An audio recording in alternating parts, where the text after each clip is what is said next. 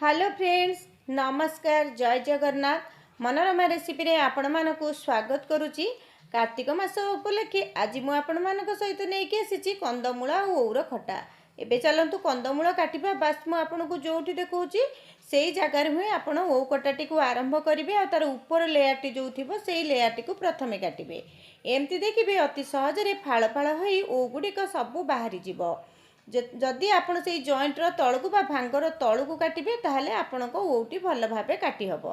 सब बेले ता ऊपर लेयरटी को देखुथिबे आ से ऊपर लेयरटी को बा ऊपर फाळटी को आपण काटुथिबे।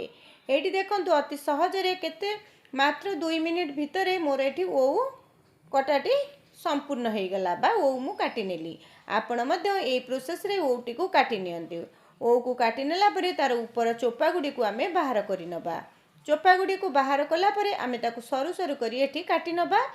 आजिर रेसिपीटी जदि आपण मानकू भल लागे गोटे सुंदर कमेंट दबा सहित चैनल को सब्सक्राइब करबा पय जमार भी भूलिबेनी। तापरे ओउर ए भीतर अंश को मध्य आपण एम्ति काढी नेबे। एबे आमे कंदमूल को मध्य काटी नबा। कंदमूला और ओउर खटाटी खाइबा पय बहुत भल लागे। आपण सब बेले ओउ खटा प्रस्तुत करंती, थरे कंदमूल देई ओउ खटा प्रस्तुत करंतु, देखिबे खाइबा पय बहुत भल लागे। मु तो केबे करि नथिली, एई वर्ष 2-3 थरा करिबा परे खाइबा पय बहुत भल लागिला। तापरे मु आज आपण मानक सहित ए रेसिपीटी शेयर करूची।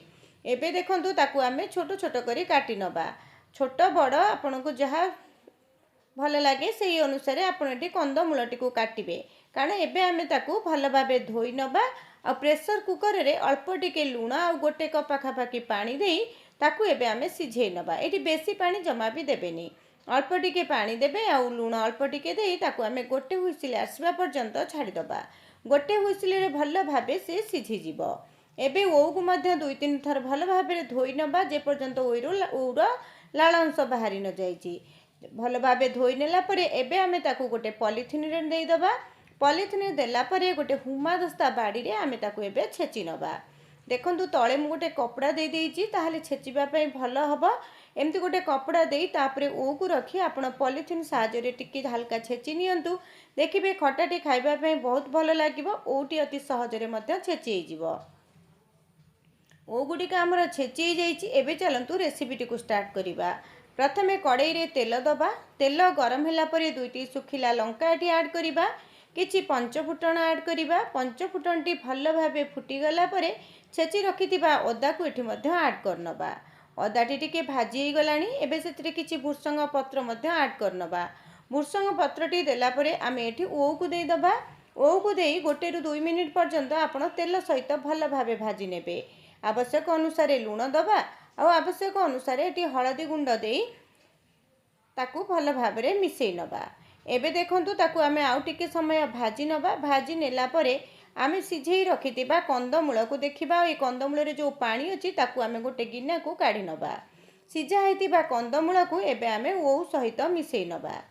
नेकी ताकू मध्य टिके भल भाबे ओउ सहित मिसेई नबा। देखंतु कंदमूलटी हमर बहुत भल भाबे सिझी जाईची आ खटार ग्रेविटी मध्य हमर एटी बहलिया हबो। जदि टिके टाण रहिबो ताले ग्रेविटी बहलिया हबोनी आ खाइबा पय मध्य एते भल लागिबोनी। आवश्यक अनुसार मुठी गुड़ ऐड कली। गुड़ बदल रे आपण मध्य चीनी ऐड करि पारंते, किंतु गुड़ देले टिके भल लागिबो। कंदमूल रु बाहर थिबा पानी सहित एटी आउ अल्प आवश्यक अनुसार मु पानी देई ताको एटी भल भाबे मिसेई आउ 4-5 मिनिट पय फुटिबा पय मु ताको छाडी देबी। 4-5 मिनिट भितरे भल भाबे हमर एठी ओउटी सिझी जिवो। आ मझिरे एटी किछि नडिया कोरा मध्य मु ऐड कली। नडिया कोरा देई ताकू भल भाबे मिसेई नबा। आ कोरा को मध्य आउ 1 मिनिट खंडे सिझिबा पय छाडिबा। नडियार कोरा को सब बेले टिके हल्का पूरा गुंड गुंड करी कोरिबे। जदि छेला छेला करी कोरिबे खटारे खाइबा पय जमा भल लागेनी। एटी आमे देई दबा लास्ट को किछि भजा हेतिबा जीरा लंका गुंड। खटाटी हमर एटी प्रस्तुत हेई गला। आजिर रेसिपीटी केमिति लागिला कमेंट करबा पय जमार भी भूलिबेनी। आशा करछि रेसिपीटी आपण मानकु निश्चय भल लागुतिबो। देखंतु एई खटा अरुआ भात सहित खाइबा पय केते भल लागे आपण माने समस्त जानिछंती। रहुछि नमस्कार। जय जगन्नाथ।